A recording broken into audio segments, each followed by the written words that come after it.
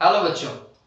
तो मैं सोच रहा था कि लास्ट वाले वीडियो के अंदर ही कॉम्बिनेशन ऑफ कैपेसिटर संधारित्रों का संयोजन जो है वो पूरा कर दें, लेकिन वीडियो बढ़ जाता, लंबाई बढ़ जाती, इसलिए फिर बीच में अपन ने कंप्लीट कर दिया उसको। वहीं अपन ने सिर्फ और सिर्फ श्रेणी क्रम संयोजन को ही डिस्कस किया है, समांतर क्रम संयोजन को भी डिस्कस नहीं किया। लेकिन समांतर क्रम संयोजन इस बार ज्यादा सिंपल है, ठीक है। श्रेणी क्रम संयोजन उम्मीद कर रहा हूँ आपको अच्छे से समझ में आ गया होगा। अपन क्वेश्चन करेंगे तो संयोजन और अच्छे से समझ में आ भी जाएगा, ठीक है। चलिए अभी वापस से मैं बोल रहा हूँ बच्चों, क्या करना है, वीडियो को लाइक करना है और चैनल अगर अभी तक सब्सक्राइब नहीं किया है तो पहले सब्सक्राइब करो। ओके, तो अपन बात करेंगे संधारित्रों के संयोजन में, और आज अपन जो डिस्कस करने वाले हैं वो है समांतर क्रम संयोजन। वो क्या है? समांतर क्रम संयोजन है। देखिए समांतर क्रम संयोजन सिंपल, निहायती सिंपल है ना, एकदम ही इजी, कैसे भी। तो इसके अंदर समांतर क्रम में लगेंगे बच्चों, तो समांतर लाइनें जैसे खिंचती है ना, उन लाइनों के अंदर काम होगा भाई। चलिए, तो पहला संधारित्र ये मान लिया हमने, दूसरा संधारित्र यहां मान लेते हैं, और तीसरा संधारित्र ये मान लिया, और ये तीन संधारित्र समांतर क्रम संयोजित हैं, ऐसा।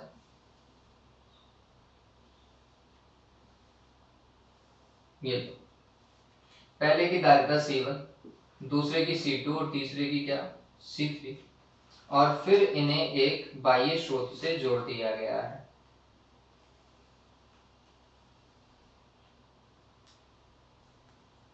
ठीक है। चलिए, अब इस समांतर क्रम संयोजन में क्या होगा, अगर प्रतिरोध यहाँ पर लगे हुए होते, इसको हटा करके आप प्रतिरोध लगाते, तो आप बोलते हैं कि इस वाले भाग में धारा I1 जाती, इस वाले में धारा I2 जाती, इस वाले में धारा I3 जाती, अगर कुल धारा I होती तो। इसी तरीके से संधारित्रों में धारा I की जगह हम आवेश की बात करते हैं, तो I को हटाया तो कुल धारा की जगह कुल आवेश आ गया, और इसके पास में कितना आवेश जाएगा, तो आंसर है Q1 आवेश चला जाएगा, इसके पास में Q2 और इसके पास में Q3। धारा की तर्ज भी आवेश भी वैसा ही चला गया है, ठीक है। लेकिन वहां पर आपको पता होगा कि समस्त प्रतिरोधों पर समान विभव आ जाता है, ठीक है। तो यहाँ पर जितना बैटरी स्रोत आप लगाएंगे उतने ही विभव पर ये आवेशित होंगे, तो सभी पर विभव समान होगा, ठीक है। तो आप कह सकते हैं, एक तरीका तो परिभाषित करने का क्या है, समांतर क्रम संयोजन को हम समांतर क्रम संयोजन को इंग्लिश में बोलते हैं बच्चों parallel combination, parallel combination. Okay, तो देखो एक तरीका क्या है कि वह संयोजन जिसके अंदर प्रत्येक संधारित्र की प्रथम प्लेट बैटरी के धन टर्मिनल से एवं द्वितीय प्लेट बैटरी के ऋण टर्मिनल से जुड़ी होती है, कौन सा संयोजन कहलाता है, समांतर क्रम संयोजन कहलाता है। दूसरा तरीका क्या है, संधारित्रों का वह संयोजन जिसमें प्रत्येक संधारित्र पर विभव का मान समान होता है, क्या कहलाता है, समांतर क्रम संयोजन कहलाता है। इस तरीके से काम करेंगे, ठीक है। चलिए, फिर तुल्य धारिता निकालनी है इस बार। तो इस बार कौन बट रहा है, कौन डिवाइड हो रहा है, तो हमने बोला आवेश डिवाइड हो रहा है, बट जा रहा है। तो इस बार कॉन्सेप्ट जो होगा वो Q1 plus Q2 plus Q3 का होगा, ये ध्यान में रखना। तो हमने वापस से काम किया, हमने बोला प्रथम संधारित्र हेतु, समझिए इस चीज को, प्रथम संधारित्र हेतु, प्रथम संधारित्र हेतु क्या होगा बच्चों, देखो भाई सॉल्व करें तो ये हो जाएगा Q is equals to CV का कॉन्सेप्ट यूज करते हैं हम, तो Q is equals to CV लिख दिया। Q पहले संधारित्र के लिए Q1 है, धारिता इसकी C1 है, विभव इसके पास में भी। द्वितीय संधारित्र हेतु, द्वितीय संधारित्र हेतु क्या हो जाएगा, Q2 बराबर क्या बच्चों, C2 भी हो जाएगा। उसी तरीके से काम करना है हमें। चलिए फिर बात करते हैं तृतीय संधारित्र हेतु, तृतीय संधारित्र हेतु क्या हो जाएगा, Q3, और Q3 is equals to C3V। जो उसके पास में धारिता थी वो, और जो उसके पास में विभवता हो। वैसे धारिता का मात्रक क्या होता है, क्या होता है बच्चों, फैरेड, है ना, ये बात ध्यान रखें। चलिए, तो हमने लिखा समांतर क्रम संयोजन हेतु संधारित्रों के समांतर क्रम संयोजन हेतु,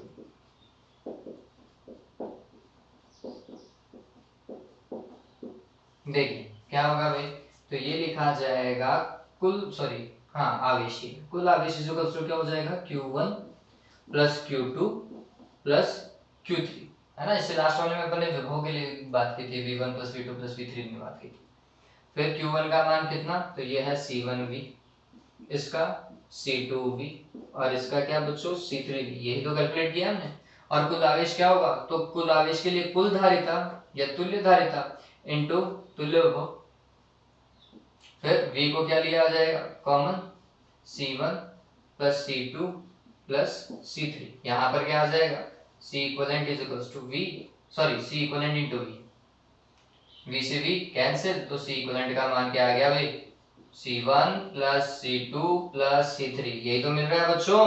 गौर करो क्या हो रहा है, इस संयोजन में तुल्य धारिता समस्त संधारित्रों की धारिताओं के योग के तुल्य प्राप्त होती है। चलिए अब इसको समझें। तो अगर ऐसे तीन संधारित्र लगे हुए हैं, 1 2 और 3, ठीक है, और यहाँ पर बोले कि 2 माइक्रोफेरेड है, यहाँ पर 3 माइक्रोफेरेड है, और यहाँ पर 4 माइक्रोफेरेड है, और पूछे कि इस संयोजन की तुल्य धारिता क्या होगी, तो आंसर क्या होना चाहिए बच्चों, C1 plus C2 plus C3, मतलब 2 प्लस 3 प्लस 4 माइक्रोफेरेड। अब जोड़ना तो आता ही है, कितना भाई, 5 और 4 9 माइक्रोफेरेड। गौर कीजिए, तुल्य धारिता जो है, सबसे बड़ा जो धारिता वाला संधारित्र है ना, उसकी धारिता से भी क्या होती है, ज्यादा होती है। ये इसका कॉम्बिनेशन का कॉन्सेप्ट हो जाएगा। इस चीज को ध्यान रखें कि समांतर क्रम संयोजन में तुल्य धारिता लगे हुए संधारित्र की अधिकतम धारिता से भी अधिक होता है, ये बात ध्यान रख लीजिएगा, ठीक है। चलिए अब इसके बाद में नेक्स्ट काम, ये फॉर्मूला पता चल गया ना, सीधा सीधा जोड़ना ही है बच्चों, सिंपल सा ही तो है। चलिए अब इसके बाद में हम जो काम करने वाले हैं, यहाँ पर तो 3 संधारित्र लिए, अब कितने लेंगे, n संधारित्र की बात करेंगे कि यदि n संधारित्र कौन से क्रम में जुड़े हों, समांतर क्रम में जुड़े हुए हों। चलिए समझते हैं उस चीज को भी।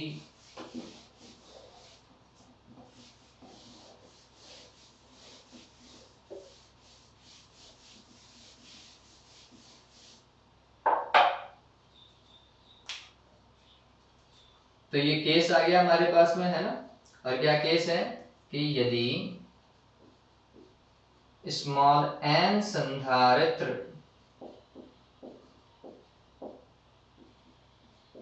कौन से क्रम में, समांतर क्रम में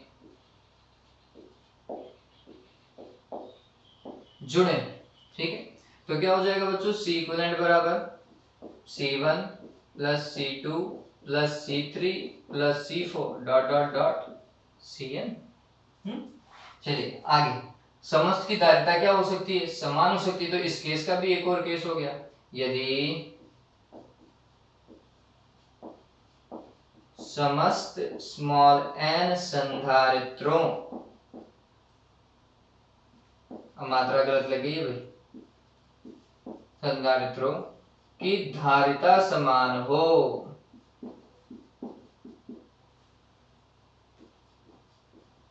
धारिता समान हो, इसका मतलब क्या हो गया बच्चों, पहले संधारित्र की धारिता दूसरे संधारित्र की धारिता के, दूसरे संधारित्र की धारिता तीसरे संधारित्र की धारिता के, और तीसरे संधारित्र की धारिता चौथे संधारित्र की धारिता के। इसी प्रकार चौथे संधारित्र की धारिता लास्ट वाले संधारित्र की धारिता के समान, मतलब सारे के सारे समान धारिता के, और उसे हमने हमारी सुविधा के लिए C मान लिया है, ठीक है।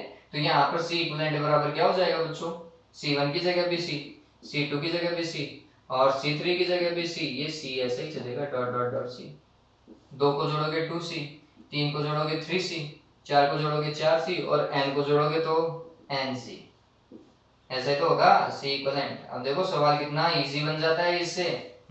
सवाल क्या आया वो समझिए। वो बोल रहा है कि 4 माइक्रोफैरेड के 20 संधारित्र जो हैं वो समांतर क्रम में जुड़े हुए हैं। वापस से बोल रहा हूं, क्या 4 माइक्रोफैरेड के कितने संधारित्र, 20 संधारित्र कौन से क्रम में, समांतर क्रम में जुड़े हुए हैं। संयोजन की तुल्यकारिता ज्ञात करो। तुमने बोला कि सारे के सारे 4 के थे, सभी का सी समान है, और कितने हैं, 20 है, n का मान 20 हो गया, तो फिर सी इक्विवेलेंट का मान कितना हो गया, 20 को गुणा कर दिया 4 से, संयोजन की तुल्यकारिता आएगी 80 माइक्रोफैराड। ठीक है, बात समझ में आ गई। आपको मोस्टली क्वेश्चन के अंदर माइक्रो में ही दिखा होगा, धारिता जो है वो माइक्रोफैराड में ही दिखेगी बच्चों। ठीक है, तो ये समझ में आ गया होगा। चलिए, अब इसका एक और कॉन्सेप्ट है, या आप एक और केस मान लीजिए कि समांतर क्रम संयोजन के अंदर जो आपको सामने दिखाई दे रहा है, उसमें समस्त संधारित्रों पर विभवों का अनुपात क्या होगा। तो हमने बोला पहले पर अगर विभव को V1 मान ले, दूसरे पर विभव को V2 मान ले, और तीसरे पर विभव को क्या मान ले, V3, तो इन विभवों का अनुपात क्या होगा। तो मैंने आपको पहले ही परिभाषा में बताया था कि समस्त पर समान विभव आरोपित तो होता है, तो समस्त पर समान है, V अनुपात V अनुपात V कितना आएगा, 1:1:1। इस चीज को ध्यान में रखेंगे।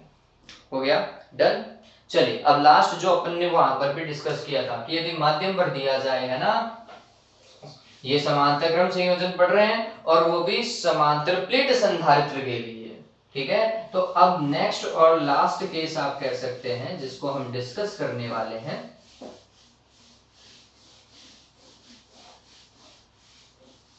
देखिए बच्चों, यहां पर कुछ ऐसा मान लीजिए कि ये समांतर प्लेट संधारित्र है, इसी का ही केस है ये, है ना, और उसमें ऐसे करके 3 माध्यम रख दिए।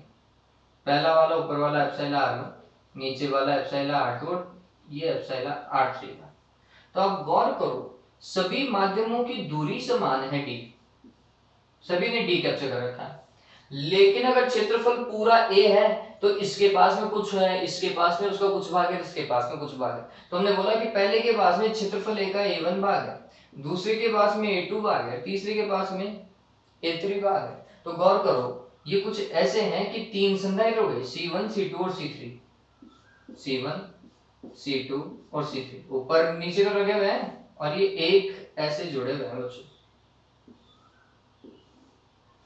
ठीक है, इसके पास में क्षेत्रफल a1 है, इसके पास में क्षेत्रफल a2 है, और इसके पास में क्षेत्रफल a3। सभी की दूरी d है, और सभी के पास में माध्यम अलग अलग है, एप्सिलॉन r1, एप्सिलॉन r2 और एप्सिलॉन r3। और आपको तुल्यकारिता ज्ञात करनी है। ठीक, कैसे ज्ञात करेंगे बच्चों, सिंपल सा था, पहले तो जुड़ेगा, है ना, तो आपको C1 C2 और C3 पता होना चाहिए। तो हमने बोला C1 बराबर क्या होगा, अगर माध्यम नहीं होता, निर्वात होता, तो epsilon not a divided by d। चूंकि ये माध्यम है तो यहाँ पे पहले वाले के लिए एप्सिलॉन r1 इससे गुणा हो जाएगा, इसका क्षेत्रफल कितना है, a1 है, और दूरी d ऐसी की ऐसी है। फिर C3 देखो, सॉरी C2 देखो, ऐसे epsilon r2 epsilon not a divided by क्या हो जाएगा, d, ये a2 है उसके लिए अगर आप गौर करोगे। फिर C3 देखो, एप्सिलॉन r3 एप्सिलॉन नॉट, इसका क्षेत्रफल a3 है, और प्लेटों के मध्य की दूरी d है। फिर तुल्यकारिता क्या होगी, C इक्विवेलेंट, फॉर्मेट तो वही होगा समांतर क्रम के लिए, C1 plus C2 plus C3। C1 का मान देखो कितना, जो सामने दिया हुआ है, epsilon r1 epsilon not a1 divided by d। यहाँ पर epsilon r2 epsilon not a2 divided by d, और यहाँ पर epsilon r3 epsilon not a3 divided by d। जो कॉमन है उसे common low, epsilon not divided by d दिख रहा होगा, वैसे दिख रहा है ना। चलिए, क्या बच रहा है, एप्सिलॉन r1 a यहाँ पर a1, यहाँ पर एप्सिलॉन r2 a2, और यहाँ पर एप्सिलॉन r3 a3। डन हो गया क्या, ये C इक्विवेलेंट है। उल्टा मत कर देना भाई, इस केस में ऐसे व्युत्क्रम नहीं करते हैं ना, समांतर क्रम संयोजन है, उल्टा करने का कोई केस नहीं है इसके अंदर। तो उम्मीद करता हूँ ये समझ में आया होगा, है ना। चलिए, अब हमारी बुक में इस पैटर्न के ऊपर सवाल क्या है, वो समझ लो। ये तो समझ में आया बच्चों, कॉन्सेप्ट दिमाग में रखो कि समांतर क्रम संयोजन है तो सूत्र ये लगेगा, बस आपको C1 C2 और C3 पता होना चाहिए। तो समांतर प्लेट संधारित्र से हमने वो C1 C2 C3 निकाले, ठीक है। अब हमारी बुक में क्या क्वेश्चन है वो समझाता हूं मैं आपको। तो क्वेश्चन को अपन डिस्कस कर रहे हैं कि क्या क्वेश्चन है भाई।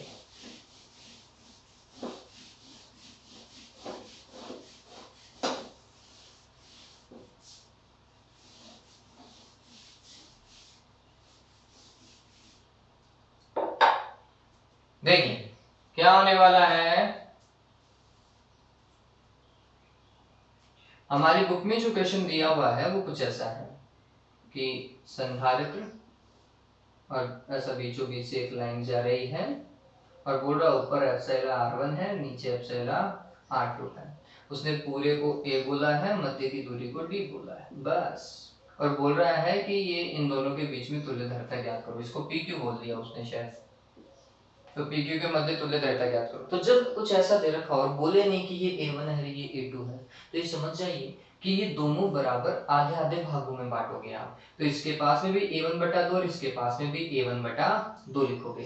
तो मैं ऐसे बोलूंगा एक संधारित्र ये और इसका क्षेत्रफल A1/2, दूरी D है। दूसरा संधारित्र ये और इसका क्षेत्रफल भी कितना, A1/2। ये बात ध्यान रखें, सॉरी A/2, A1 कहां से आ गया। और दोनों को कौन से क्रम में, समांतर क्रम में, ठीक है। इसके पास में एप्सिलॉन R1 माध्यम, इसके पास में एप्सिलॉन R2 माध्यम। ऐसा अपने अपने दिमाग में इमेज बनाए और समस्त की दूरी समान है, ठीक है।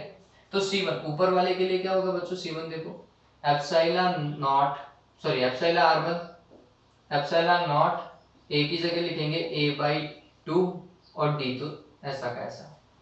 C2 देखो इसी कॉन्सेप्ट पर क्या हो जाएगा, एप्सिलॉन R2 फिर एप्सिलॉन नॉट, क्षेत्रफल क्या है A/2 है, A/2 लिख लिया और D ऐसा का ऐसा, ठीक है। ये समझ में आया। अब देखो कैसे काम करना है, वही फॉर्मेट है भाई कि C इक्विवेलेंट निकालना है। क्या हो जाएगा, C1 प्लस C2 हो जाएगा। चलिए C1 epsilon R1 epsilon not A divided by 2D और ये epsilon R2 epsilon not A divided by 2D। कुछ कॉमन दिख रहा है क्या, क्या बच्चों, epsilon not A divided by 2D देखो कॉमन दिखेगा, दिख रहा है ना। तो यहाँ पर क्या हुआ, एप्सिलॉन R1 इधर और एप्सिलॉन R2 इधर। बात समझ में आ गई है, यही C इक्विवेलेंट है, ये हमारी बुक का क्वेश्चन भी है, ठीक है। तो उम्मीद करता हूं कि संधारित्रों का संयोजन आपको समझ में आया होगा। आपको वहां पर आई मार्क दिख रहा होगा, आई मार्क लगभग अब सभी वीडियो के अंदर आएगा। किसी एक आध वीडियो में रह जाए तो बात अलग है, लेकिन अब मैं कोशिश करूंगा कि सभी के अंदर आपको आई सिंबल दूं ताकि आपके पास में एक क्वेश्चन पर्टिकुलर वीडियो से रिलेटेड हो, आपके कॉन्सेप्ट बढ़ते चले जाएं, ठीक है। चलिए तो उम्मीद करता हूँ ये समझ में आया होगा बच्चों। तो आज का दिन आपका अच्छा रहे, बहुत अच्छे से गुजरे और have a good day again.